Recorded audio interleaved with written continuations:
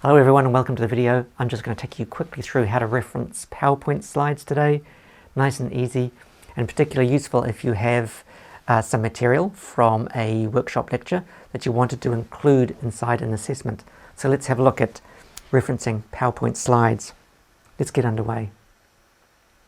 First of all, just really quickly, the list of things that you'll need. First of all, you'll need to include the author's name. That's really easy with slides because you're just including the person who presented the slides, not necessarily the original author. And then you need to have the date that it was presented, so you don't have to have the original date that it was put together, just the date that it was presented to you.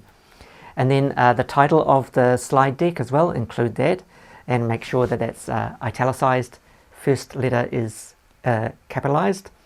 And then for APA format 7, you will need to have the indication of the media that was used, in this case PowerPoint slides, and that's inside the square brackets that you can see there as well.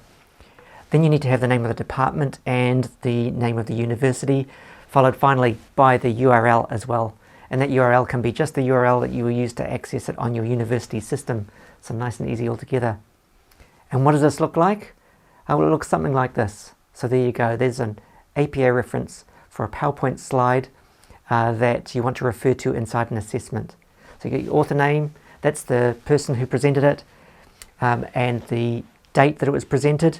Then you've got the title itself in italics, first letter is capitalized, and then the media type inside those square brackets, PowerPoint slides, then department name, university name, and URL. So nice and easy.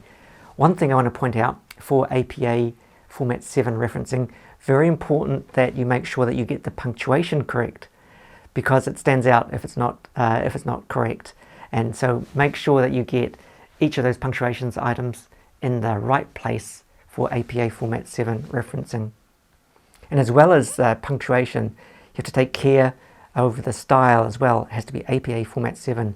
So that means that the title needs to be italicized, and there needs to be just the initial letter of that title is capitalized, and also you need to make sure that the reference itself is indented from the second line onwards. So that's really, really important, as well as having a space between each of the references in your reference list as well.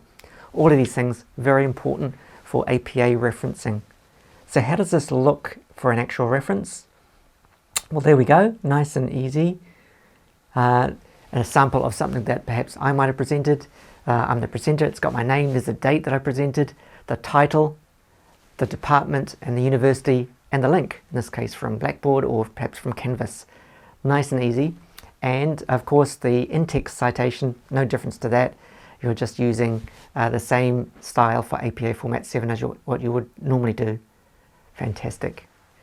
Okay, well there we go. That's the end of the video. Nice and easy for PowerPoint slides and referencing inside your assessment, for example.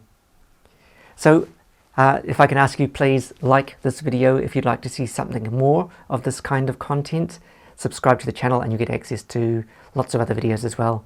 Thank you very much for your time. Go well.